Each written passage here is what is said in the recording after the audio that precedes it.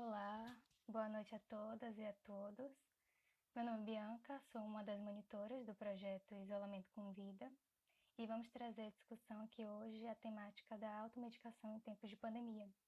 Em parceria ao projeto, temos o Farmácia Amiga, que também é um projeto de extensão, que antes estritamente presencial e que se adaptou nesse período de pandemia agora com suas ações totalmente virtuais. Seu público-alvo sendo os participantes hipertensos, mas também traz conteúdos bastante relevantes, não só aos hipertensos, também para a gente. Teremos Tânia e Mila, umas das integrantes do grupo. Vou estar contactando inicialmente Tânia para estar fazendo essa primeira abordagem com a gente e depois Mila Palma para dar continuidade e finalizarmos. Tá chamando Tânia.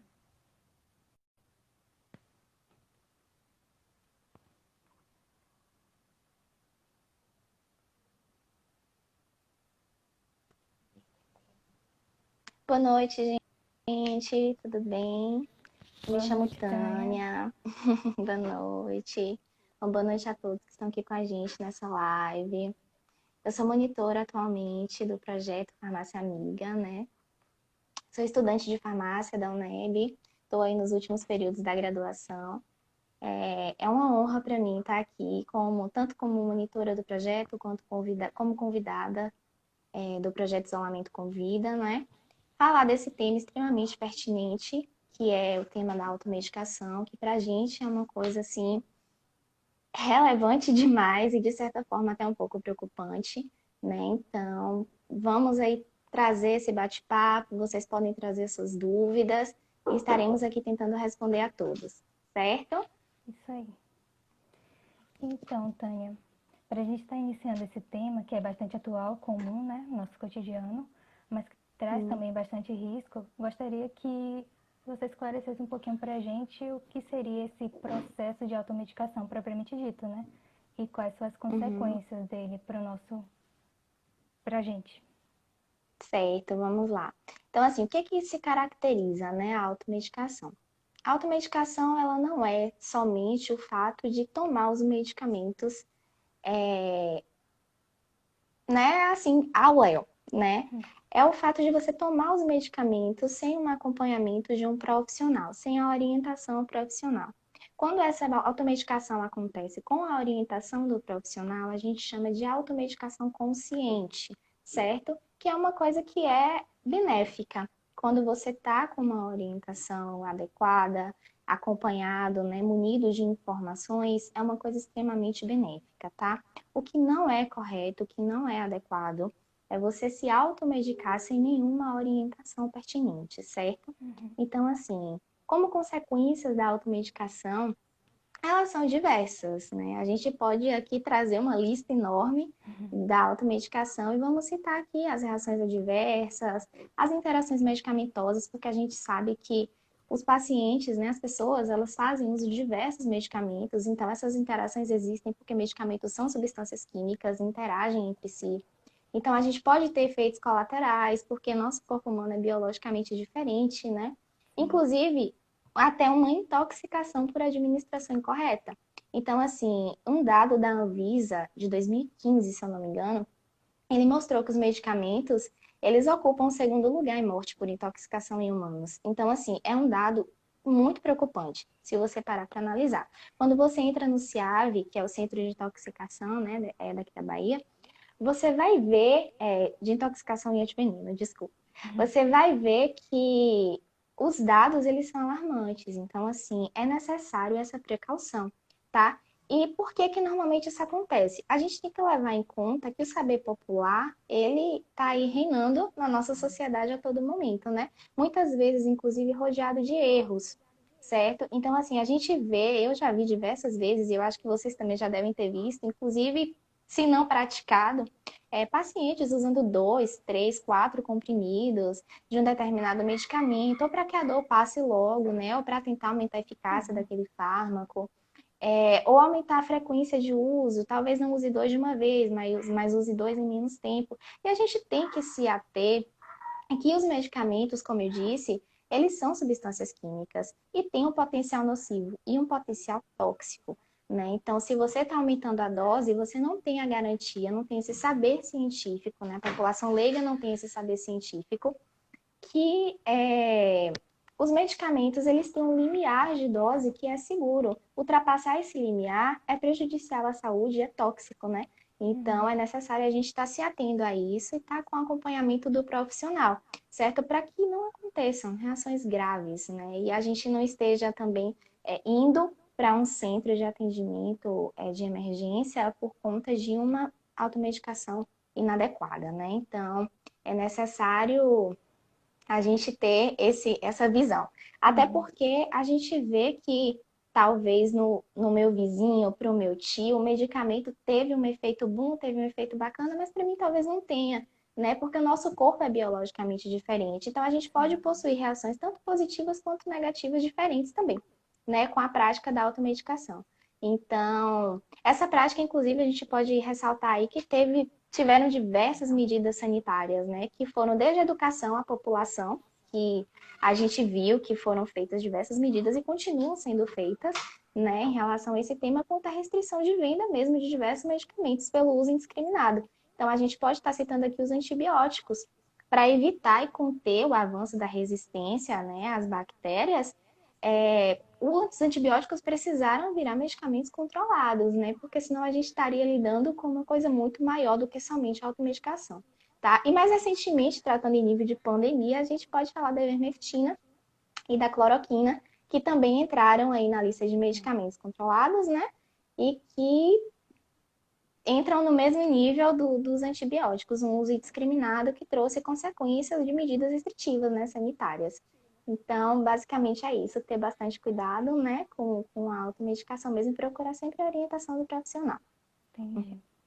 Sabemos que é bem comum, né, a gente encontrar diversas propagandas de medicamentos em redes midiáticas, né? Televisões, outdoors, Sim. enfim. Então, quais seriam essas influências dessas propagandas massivas, né, sobre a população em relação à automedicação? A gente vê que Sim, essa é muitos uma caminho pergunta. contrário, né? Uhum. Essa é uma pergunta, assim, sensacional, porque a gente se pega no impasse, né? A gente se pega no impasse do marketing e da promoção em saúde. E aí, como faz? Então, assim, dizem que a propaganda é a alma do negócio, né? Só que a gente às vezes se esquece que a saúde, ela não pode ser simplesmente tratada como um negócio, tá? Então, no Brasil, a gente tem uma legislação que regulamenta a propaganda de medicamentos e mesmo assim a gente observa a influência dessas propagandas no contexto da automedicação. Quem está comigo aqui me acompanha sabe, né, a quantidade de pacientes que vêm até as farmácias, drogarias, ou vêm até nós para buscar a orientação do medicamento que viu na TV, que quer usar, que às vezes não tem nem indicação para aquilo e mesmo assim insiste, né? Então, a RDC que regulamenta a de número 102, ela foi publicada em 2000, né, da Uhum. Anvisa, e traz de maneira clara como esses medicamentos no Brasil, como a propaganda desses medicamentos deve ocorrer. Só que a gente tem que ressaltar que essa propaganda, ela regulamenta depois que a propaganda já foi lançada, certo? Então não é feita uma triagem dessa propaganda para que ela vá ao ar. Então a gente se depara assim recorrentemente com propagandas que vão contra as normas dessa RDC, certo? Ela vai especificar alguns pontos importantes, como por exemplo, um ponto muito importante da RDC, o principal efeito colateral da medicação, ela deve vir na propaganda de maneira clara, certo? O medicamento ele não pode ter promessa de cura. Você pode fazer seu marketing, mas você não pode prometer que o paciente vai ficar curado, porque você não tem como saber isso, né? O paciente está ali, não está sendo acompanhado, mas o que que a gente vê é que a quantidade de infração dessas regras é absurda, é enorme, né? A gente vê assim as consequências também, inclusive, são graves, né? Porque quando a indústria ela burla essas, não burla, desculpa, a palavra não chega a ser isso, mas como a propaganda ela só é regulamentada após o lançamento, a multa por essas infrações são irrisórias. Então, assim, para a indústria, isso não é mais lucrativo para a indústria Uhum. deixar essa propaganda no ar para que os pacientes, né, comprem o medicamento do que tirar a propaganda, né, do ar. Então, assim,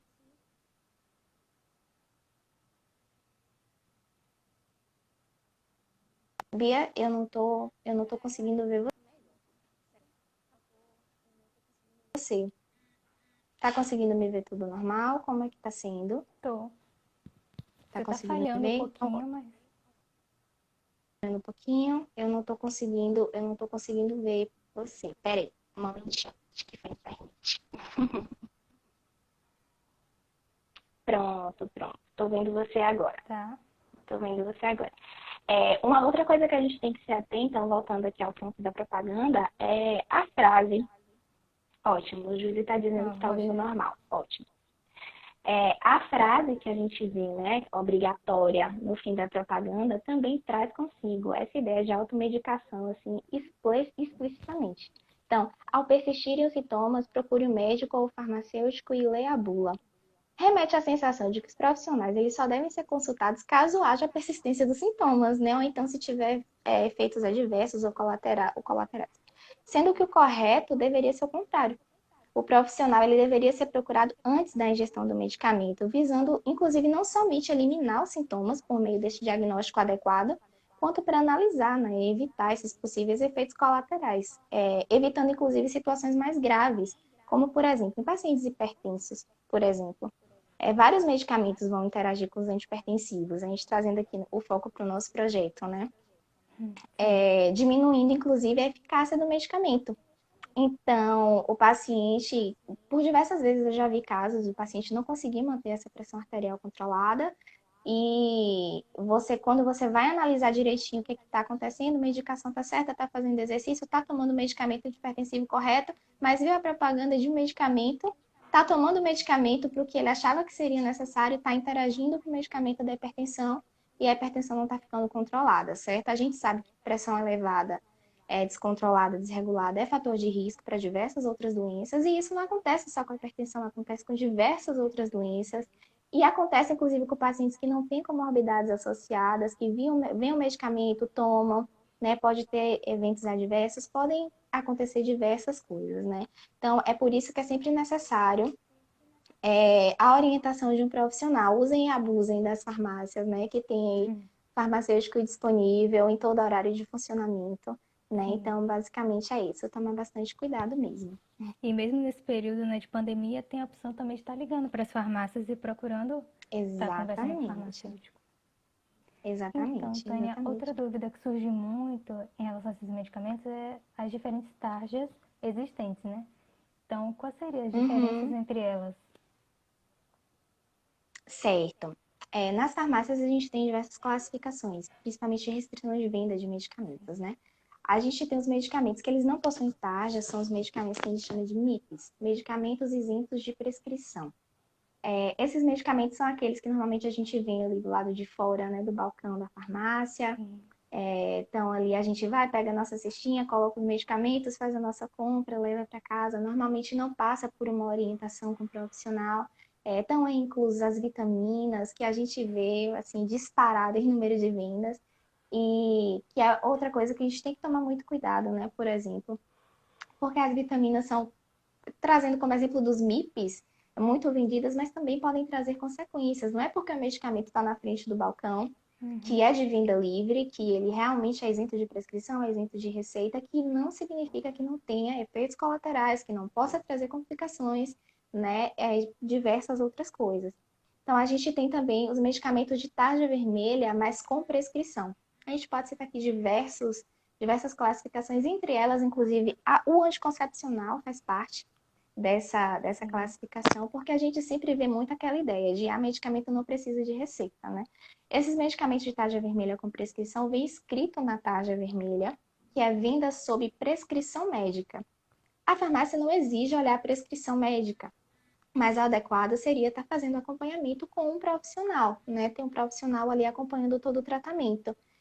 Você vê que a automedicação com essa classificação de medicamentos é inúmera, anticoncepcional, medicamentos para diabetes, hipertensão, pacientes que ficam sem acompanhamento clínico aí por diversos anos, tomando o mesmo medicamento, já não sabendo se está tendo a mesma eficácia, enfim, diversas outras questões, né?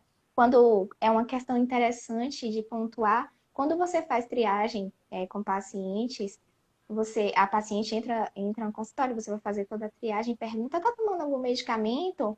Fala, não, não tô tomando, não. E anticoncepcional, a senhora toma algum contraceptivo? Ah, anticoncepcional eu tomo. Então, assim, Não anticoncepcional, considera inclusive, como não é visto nem medicamento, como né? medicamento, né? E é um medicamento que deveria ser tomado com avaliação médica, é vinda sob prescrição. Só não é vinda sob retenção de receita, que aí já é uma outra classe, que são os medicamentos que também são tarja vermelha, sob prescrição e retenção da receita.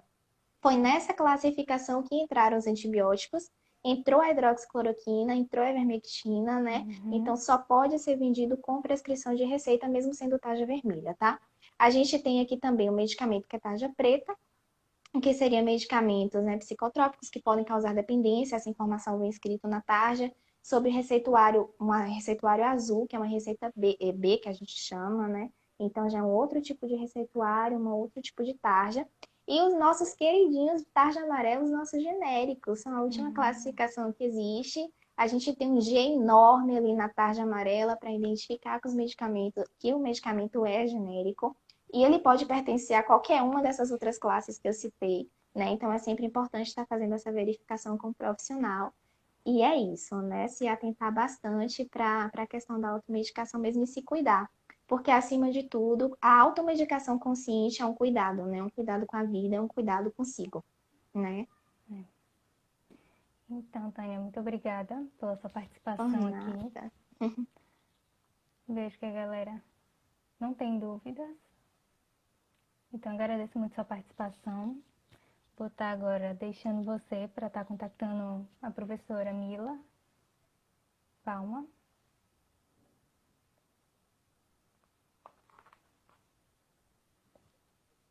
Voltou? Tudo certo. Internet? Cortar um pouquinho aqui, mas Hum. é isso. Eu que agradeço a oportunidade, né?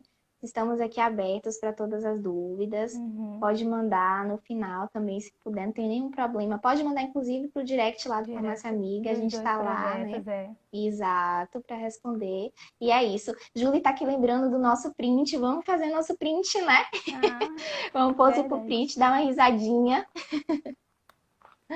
Vai. Foi, já fiz. Tchau, tchau, Tchau, gente. Uma Tânia. boa live para Obrigada. todos nós. Por nada.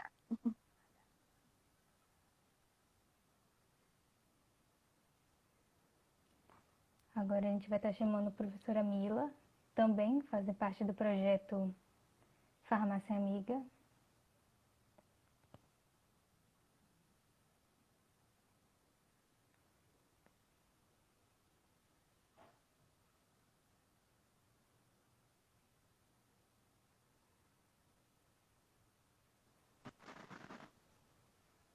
Olá, Pro. Olá, tudo bom? Como é que vamos? Tudo ótimo, minha senhora? Tudo bem, graças a Deus. Que bom. E aí? Estava A assistindo gente aqui estava, vocês conversando. sim, e agora eu te chamei para a gente dar uma continuidade, né? A temática que a gente iniciou com Tânia sobre automedicação, né? Aham, ótimo. Vamos fazer essa discussão aqui. Dando Ah, continuidade, né, ao que ela tinha falado, eu vou trazer um viés agora voltado para o sistema de saúde biomédico que a gente tem, né? A gente pode observar a força de um sistema de saúde voltado mais para o modelo biomédico, né? A ausência ou presença ou não de doença, então centrado, né, na doença existente. Então, eu queria saber da sua opinião, da sua visão como farmacêutica, né, em relação a esse uhum. tema, como é que esse cenário contribui para esse elevado nível de automedicação pela população que a gente pode observar, que é bem comum.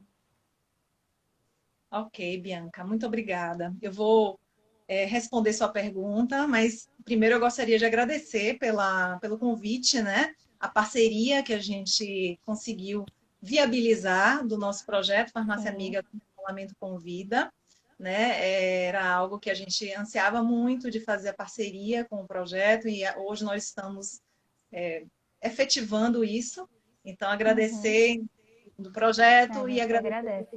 ao Ângelo também, né? É uma pena que o projeto Isolamento com Vida está finalizando praticamente, senão a gente teria aí uma longa parceria, né? Uhum. Mas, bom, é isso mesmo, são coisas da vida. E para responder um pouco do que você me perguntou sobre o modelo biomédico, né? Tem duas respostas, na verdade. Tem a resposta curta, que é sim, resposta curta. Mas eu gostaria de fazer uma resposta também um pouco mais detalhada, né, com relação à sua pergunta. Então, primeiro, para poder a gente falar um pouquinho sobre isso, a gente tem que relembrar um pouco o que é o modelo biomédico, né, para aqueles que estão acompanhando aqui e vão acompanhar, porque essa live vai ficar depois, né? Vai ficar disponível, né, Bianca? Vai ficar sim. Nos dois Pronto, IGTVs, tanto do Insta do Projeto Isolamento com Vida, quanto do Farmácia Amiga também vai estar disponível. ótimo. Então, quem não pôde assistir hoje vai poder assistir depois, posteriormente. E talvez alguém que queira, né, se interessar pelo tema não tenha ainda uma aproximação do que seja um modelo biomédico, né? Então, para poder falar um pouco do que é esse modelo biomédico. É um modelo que tenta explicar como que se processa nesse processo, né, da doença, da saúde da doença, né, esse processo saúde e doença. Então, pelo modelo biomédico, é um modelo que ele entende que a saúde e a doença é um processo estritamente orgânico e físico, né? E que, na verdade, vamos dizer assim, o conceito de saúde seria exatamente representado pela ausência de uma doença ou de uma disfunção biológica, né? Então, ele é bem limitado a esse aspecto, e esse modelo, ele é bastante útil, né? Respondendo ao que você me perguntou, bastante útil para manter tanto a saúde quanto os medicamentos como mercadorias, na lógica de mercado, né? Isso, inclusive, reforça o processo de medicamentalização, que é o tentar solucionar ou imaginar que uma pílula mágica, existe uma pílula mágica para ser utilizada em todo e qualquer situação em que você tenha um processo de saúde não muito adequado, né? E que existam disfunções ou doenças nesse sentido, então haveria para cada doença um medicamento para resolver essa questão, né? Eu acho que é bem pertinente essa sua pergunta. Por quê? Porque ela traz um momento vigente que a gente está vivendo, né? Porque a gente consegue vislumbrar isso de forma bastante evidente. As pessoas estão procurando essa pílula mágica, né? Nesse momento de Covid, elas estão se automedicando, utilizando inclusive medicamentos sem qualquer comprovação científica, com o objetivo o quê? De encontrar uma solução para aquele problema, né? De forma fácil. Então, normalmente a gente prefere, inclusive, tomar essa pílula tendo essa percepção, ou pelo menos essa simbologia, né? Que Lefebvre ele estudou tão bem e fala tão bem sobre essa questão da simbologia do medicamento, o que ele simboliza perante a nossa sociedade. Nossa sociedade ela estabelece uma relação muito importante, muito forte, de que o medicamento ele simboliza a saúde. E quem não quer saúde? Todos nós queremos saúde. Então, basta consumir essa pílula mágica para ter saúde. Então, essa é a simbologia. E aí, trazendo agora um contraponto, né, Bianca? Você falou do modelo biomédico, e aí a gente vai trazer também um contraponto, que nós temos um contraponto que do outro lado nós temos o modelo biopsicossocial, que é exatamente traduzindo a saúde como um bem-estar, que também é físico, mas não limitado ao físico, não limitado ao biológico. Então, essa saúde, ela precisa também ser uma saúde emocional, uma saúde social. Ela está, vamos dizer assim, compartilhada por vários outros fatores que não só biológicos. Então, a saúde, nessa concepção, a saúde é algo muito mais amplo do que o biológico, né? E, nesse sentido, é que eu trago, assim, essa reflexão, né? Porque o modelo biopsicossocial traz, inclusive, questões econômicas. São importantes também, né? A subsistência, um salário digno, um trabalho digno, tudo isso faz parte da saúde. A gente não pode negar que todos esses aspectos, eles fazem parte, vamos dizer assim, como se fosse um quebra-cabeças, e que talvez até a saúde seja mais ainda do que isso, né? Mas hoje nós temos, vamos dizer assim, duas linhas de pensamento. E qual é vamos dizer assim, o que é predominante na nossa sociedade? É o modelo biomédico, né? O modelo biomédico é o que é vigente, é hegemônico na nossa sociedade, né? Então, a gente, por exemplo, você quer ver um exemplo clássico de tratar, por exemplo, uma doença infectocontagiosa, vamos dizer, tratar a dengue ou a zika, né? Não é nem infectocontagiosa, mas vamos dizer que fosse uma doença desse tipo. A gente está sempre tentando o quê? Tratar.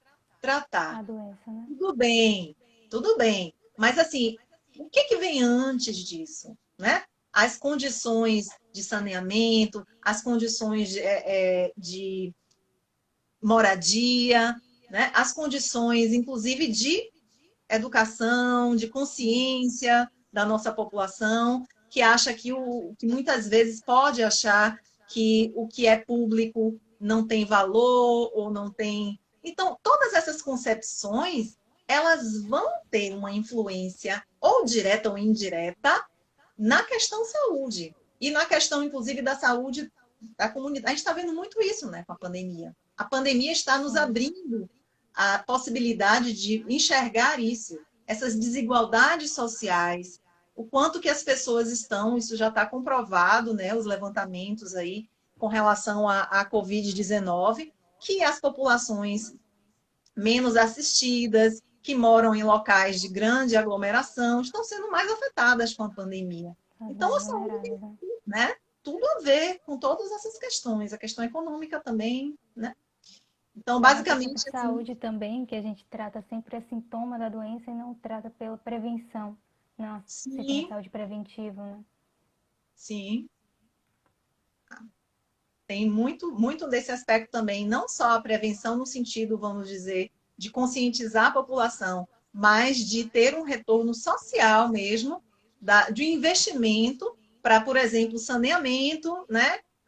Isso foi muito discutido desde o início da pandemia, que nós estamos vendo hoje reflexo. A pandemia chegou no momento para a gente poder enxergar que saneamento é algo importante, é algo que deve ser tratado com muita seriedade, né? Uhum. Então, dando continuidade também, trazendo esse ponto da pandemia, né? A gente observa nesse período de pandemia um excesso de consumo dos mais diversos tipos de vitaminas e suplementos, né? Visando esse fortalecimento do sistema imunológico frente à Covid-19. Só que quais seriam os riscos existentes nessa situação? Porque a gente tem pessoas que não vê com maus olhos vitaminas, né? Acha que é natural, então não vai ter um efeito colateral, não vai ter nenhum risco associado. Sim, a gente ouve muito isso que você está dizendo, Bianca, assim, mal não vai fazer, né? Se não fizer bem, mal não vai fazer. E eu acho que é uma concepção perigosa. A gente teve, de fato, um aumento gigantesco no consumo de medicamentos nesse período da pandemia, né? O Conselho Federal de Farmácia, ele inclusive encomendou uma pesquisa com relação ao aumento de consumo de medicamentos no Brasil, identificou assim, é assustador. É assim, por exemplo, no caso das vitaminas mesmo que você falou, inclusive essa entrevista está disponível, né, no site na Globo, que todos podem assistir. E assim, é inacreditável. O consumo de medicamentos nesse período de pandemia agora, comparado ao mesmo período em 2019, por exemplo, houve um aumento de 70% nas vendas, por exemplo, de vitamina D. A própria hidroxicloroquina, né, que a Tânia falou, que é um medicamento que historicamente vem sendo utilizado inicialmente para malária e em seguida para doenças autoimunes como lúpus, artrite reumatoide, e são medicamentos que são sob prescrição médica, então para você comprar o medicamento, teoricamente você deveria ter uma receita médica na farmácia, apresentar essa receita para poder ter acesso a esse medicamento. Sempre foi assim, tá? Hidroxicloroquina.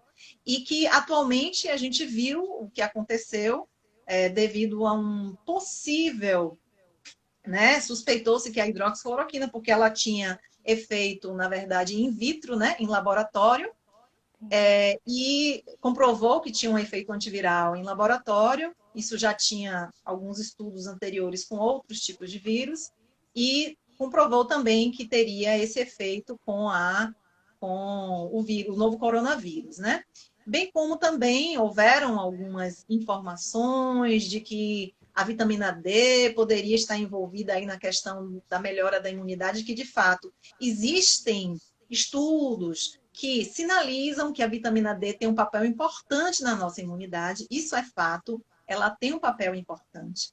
Porém, isso em nenhum momento significa dizer que nós devemos tomar a vitamina D para a melhoria da imunidade. Porque assim como nós temos situações em que uma determinada substância ela pode vir a trazer benefícios, num determinado nível, você pode aumentar o risco de problemas, né? Inclusive de toxicidade. Então, assim, a vitamina D, eu gostaria até de deixar aqui um recado para todos, que, primeiro, que não existe nenhum estudo que comprove que a vitamina D possa melhorar o efeito de impedir de uma pessoa contrair o Covid-19, a Covid-19, por exemplo. Né? Então, até hoje, não tem nenhum estudo que comprove isso. Então, tem pessoas utilizando, inclusive, a hidroxicloroquina estavam, né? Agora a gente está vendo em voga aí mais a ivermectina, né? Que está mais na moda, né? Mas, assim, esses medicamentos, nenhum deles, eles têm nenhuma comprovação científica robusta ainda. Então, assim, enquanto não tem uma comprovação científica, nós não podemos recomendar isso de forma totalmente, né, aberta. Isso tem que ser passado por uma avaliação médica, e no caso de uma avaliação médica que o médico ele julgue necessário fazer o uso de medicamento Y ou Z, ele tem que estar em acordo com esse paciente. O paciente ele tem que estar ciente de que aquele medicamento, aquele tratamento ele é empírico, ou seja, não tem comprovação científica, e ele concorda em fazer esse tratamento, mesmo sabendo que possivelmente não terá efeitos, né, benéficos, podendo ter alguns efeitos adversos, né? No caso da vitamina C, por exemplo, houve um aumento gigantesco de quase 200% no aumento de consumo de vitamina C. Também não existe nenhuma comprovação científica de que a Covid-19 poderia ser evitada com o uso da vitamina C. Tá? Minha maior preocupação é com relação ao uso assim, indiscriminado desses medicamentos. Porque a gente pensa que vitamina, a Tânia estava falando logo antes de mim, e comentando sobre os anticoncepcionais, né? Que normalmente as pessoas não associam que o anticoncepcional é um medicamento. Por quê? Porque elas acham que não estão doentes, e por isso não é um medicamento. Às vezes em relação a isso. Mas as vitaminas também, as pessoas acham que não está usando medicamento. A gente pergunta, está em uso de algum medicamento? Vitamina não é medicamento, na cabeça das pessoas. Mas, assim, esses medicamentos, eles não devem, em hipótese nenhuma, ser utilizados sem uma clara necessidade de uso.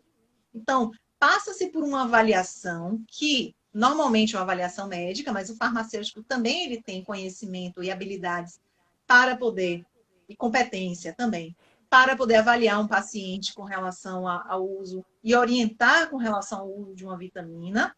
Por serem medicamentos isentos de prescrição médica, esses pacientes eles podem, a maioria dos suplementos vitamínicos são isentos de prescrição. A partir de uma determinada dosagem, eles são sob prescrição médica, mas a maioria do que a gente encontra, né, na farmácia são medicamentos sem prescrição médica.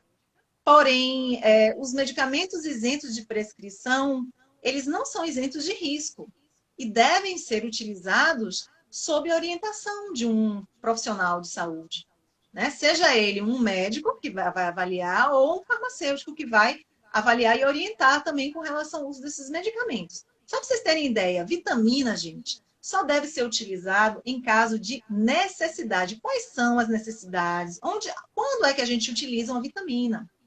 Só existe indicação do uso de uma vitamina quando se tem uma deficiência vitamínica. Ou seja, a pessoa só vai usar a vitamina D quando ela tem deficiência de vitamina D, tá? Aqui, inclusive, outro dia eu estava até conversando com uma pessoa muito próxima minha, que ela estava falando que exatamente estava pensando o que é que eu achava, né? Ela estava querendo comprar vitamina D para utilizar. Eu falei assim, e por que motivo você está pensando em usar vitamina D? Não, porque está todo mundo usando, todo mundo, né? Tá circulando por aí uma notícia de que vitamina D é bom, né? Então, assim, eu acho engraçado isso, sabe? Eu faço uma analogia, Bianca, assim. Vamos supor que você fosse comprar um carro, né?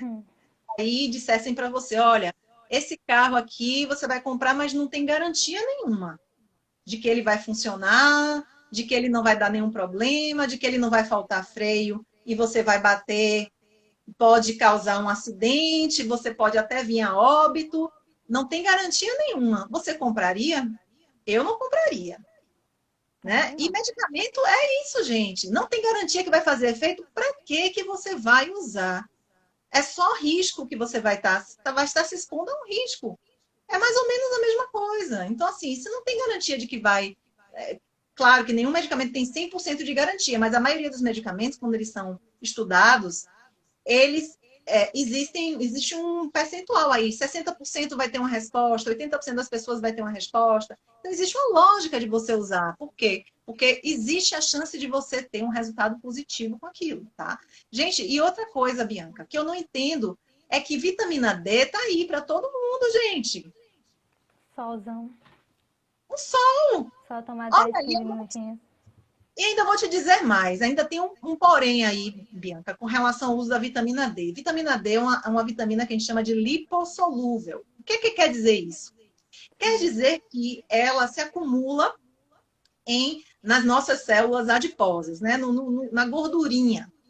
Então, toda vitamina que ela tem essa afinidade pela gordura, ela permanece no nosso organismo mais tempo. Ela pode se acumular no nosso organismo. Tá? Quando a gente faz uma exposição solar, o nosso corpo ele tem um mecanismo de feedback, que a gente chama, né? De autorregulação, vamos dizer assim. Nosso corpo, ele produz a vitamina quando a gente se expõe ao sol. Mas ele tem um mecanismo de controle que ele sabe, olha, já produzi suficiente vitamina D. O que ele faz? Ele se autorregula, ele para de fabricar vitamina D. Agora, o que acontece quando eu tomo vitamina D suplemento? Não existe esse mecanismo de autorregulação. Então, pode acontecer sim uma toxicidade, tá? Então, é perigoso. Então, assim, só lembrando para todo mundo, não é brincadeira, tá? Pode acontecer um problema sério aí, tá? Entendi. Outro fato comum também, professora, é, levando em consideração isso, que as pessoas conservam em suas casas vários medicamentos, né? Vão à farmácia, compram muitos analgésicos, anti-inflamatórios, que são os mais comprados, né? E fazem como se fosse uma pequena farmácia em casa. Qual seria o risco dessa permanência de medicamentos em casa? Pode diminuir a eficácia do produto? Bom, vamos lá. Tem vários aspectos que eu posso falar com relação a isso, né? A primeira questão é o seguinte. A gente até, vamos dizer assim, desejável que a gente tenha alguns medicamentos em casa, né? Sim. Mais específicos, como, por exemplo, um analgésico, um antitérmico, que podem ser medicamentos que eu tenho ali, mas é em quantidade pequena, tá? Para um caso de emergência, alguém ficou doente, alguém está com a dor de dente, alguém está com febre, né? Para não ter que sair de casa, não, né? Então, existe essa necessidade da gente ter alguns medicamentos, poucos medicamentos em casa, com relação a esse tipo de medicamento, que são normalmente medicamentos isentos de prescrição médica, né? Os analgésicos, como a dipirona, o paracetamol. Apesar de, como a gente falou, são medicamentos que são isentos de prescrição, mas não são isentos de risco, como é o caso do paracetamol mesmo, né? Que pode dar uma hepatite medicamentosa, a depender da dose que você utilize. Então, assim, esses medicamentos, mesmo quando a gente for comprar um medicamento isento de prescrição, exigia a presença do farmacêutico. Por exemplo, pessoas que são alérgicas a anti-inflamatórios, ao diclofenaco, por exemplo, que é um medicamento anti-inflamatório que não é isento de prescrição, né? Então, se eu sou alérgica a diclofenaco, eu posso ser alérgico a outros medicamentos também, que a gente chama de alergia cruzada, né? Então, não necessariamente eu tenho alergia somente ao diclofenaco. Existe um risco muito grande, por exemplo, 80% das pessoas que têm alergia a diclofenaco têm alergia a dipirona, tem alergia ao ácido acetilsalicílico, que é o AS, né? Então, isso, eu não posso não saber disso. Isso aí eu tenho que perguntar, eu tenho que conversar com um profissional de saúde, que no caso pode ser o farmacêutico ou o seu médico, naturalmente, ou o seu dentista, por exemplo, né? Se você já faz uso de algum medicamento por conta de algum tratamento dentário. Mas isso é numa situação emergencial. Esses medicamentos, né, tem que ter, então, essa orientação, e inclusive para orientar a forma de uso. Será que eu posso utilizar a dipirona, por exemplo? Fiz o uso da dipirona, estou com febre, usei a dipirona. Qual é o próximo horário que eu posso usar? Olha, deu 4 horas depois que eu tomei a dipirona, a febre não cessou, voltou a febre. Como é que eu faço? Então, todas essas questões são importantes de serem orientadas na hora do uso do medicamento, né? Então, isso tudo a gente orienta na hora que o paciente vai fazer o uso do medicamento para ele ter essa capacidade de entender como é que ele vai fazer, e se ele tiver dúvida, entrar em contato, né? Outro tipo de medicamento também que é desejável que os pacientes tenham em suas residências são os medicamentos de uso contínuo, por exemplo. Se o paciente ele tem hipertensão, como é o caso do nosso projeto, né? Se ele tem hipertensão, ele está lá prescrito. A maioria dos medicamentos de uso contínuo, eles são medicamentos que precisam de prescrição médica. Então, ele tem lá a prescrição dele, ele mantém uma quantidade do medicamento para um mês e meio de consumo, para ele não ter interrupção. É sempre importante fazer a aquisição do medicamento um pouco antes dele terminar, para não ter essa interrupção, né? Então, nesses casos, é desejável, entende? Mas, assim, não fazer... o que a gente observa, por exemplo, são pacientes que fazem um tratamento que tem início, meio e fim, e depois que termina o tratamento, tem algumas sobras do medicamento, fica alguns comprimidos, algumas sobras, né? E aí esse paciente, ele continua, vamos dizer assim, guardando esse medicamento, caso eu tenha novamente a mesma situação, eu já tenho aqui o medicamento, tudo direitinho. Isso daí é um perigo até. Por quê? Muitas vezes, o que acontece é que, naquele momento em que o médico avaliou e verificou que você tinha necessidade de usar, por exemplo, um corticoide, naquele momento, você estava precisando usar um medicamento assim, porque tinha, vamos dizer assim, a necessidade, e era um caso X. E depois de algum tempo, você está sentindo tendo o mesmo sintoma, mas não necessariamente é o mesmo diagnóstico. A gente tira, por exemplo, com dor de cabeça. Dor de cabeça, ela é um sintoma que pode ser uma cefaleia, que é uma dor de cabeça, vamos dizer assim, comum. Pode ser uma enxaqueca, que já é um processo um pouco mais complexo. Pode ser um pico hipertensivo, né? Que a pessoa está tendo uma dor de cabeça, inclusive é um sinal, inclusive, se a pessoa está com dor de cabeça e está com pico de pressão arterial acima de 16/10, é hora de ir para emergência. Não tem nem conversa, negócio de tomar analgésico, não. É emergência, tá? Pode ser um tumor cerebral, pode ser tanta coisa, gente. Pode ser um aneurisma. Então, assim, a gente não deve, vamos dizer assim, minimizar, certo? Os sintomas que a gente está sentindo. Por quê? Porque isso pode ser algo grave. E quem é que pode orientar ou detectar? Ou um médico, um farmacêutico também é capacitado para essa finalidade. Ele tem ele tem as suas habilidades e competências que são desenvolvidas durante a sua formação para fazer esse tipo de avaliação também. Situações de alerta em que a gente também encaminha esse paciente para uma emergência ou diz, não é a hora de o senhor utilizar um medicamento isento de prescrição, porque isso daqui pode gerar o quê?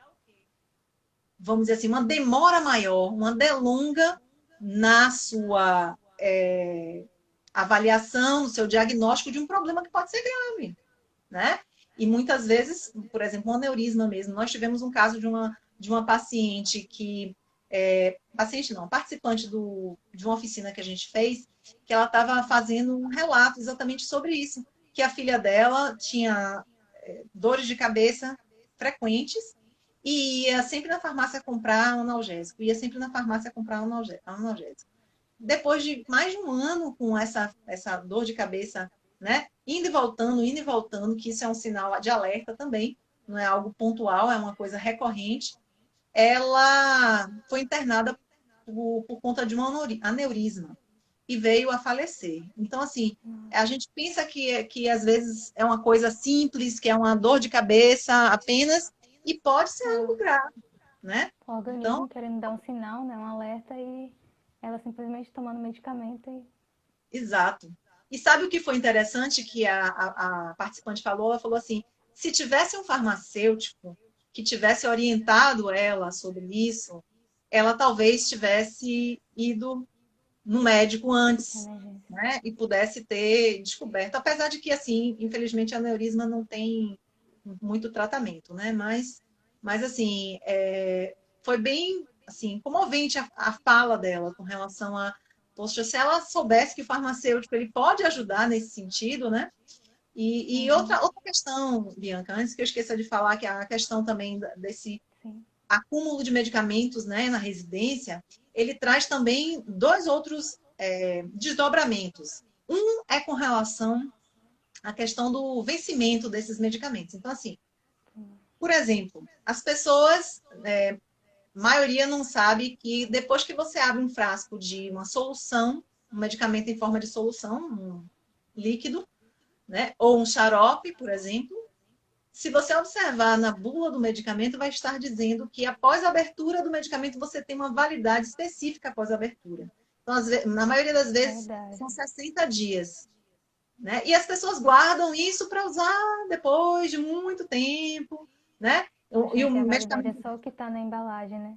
Não se atenta a essa Isso, diferença. Funciona exatamente. também para colírios também, né? Tem essa Ah, diferenciação. Fechada é uma exata- validade, após aberta é outra.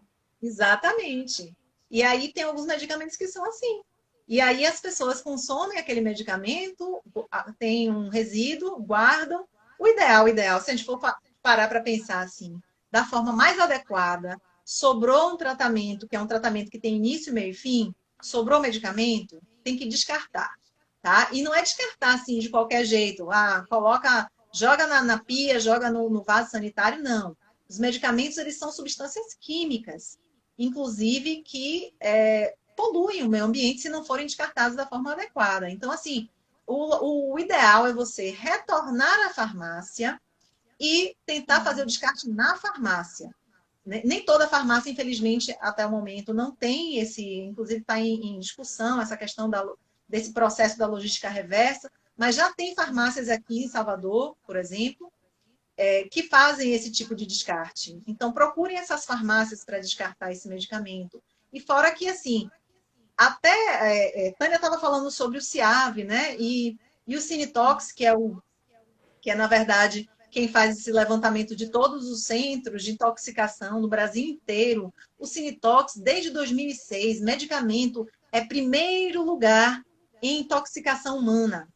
Dentre uma classificação de 15, mais ou menos, tipos de intoxicações, medicamentos está em primeiro lugar. E está, vamos dizer assim, responsável por quase 30% das intoxicações no Brasil. Então, mais um alerta que eu gostaria de fazer antes da gente terminar aqui, que é exatamente esse aspecto, que são as crianças. As crianças, elas são a faixa etária mais afetada por essa questão da intoxicação por medicamentos, principalmente as crianças até 5 anos de idade. Por quê?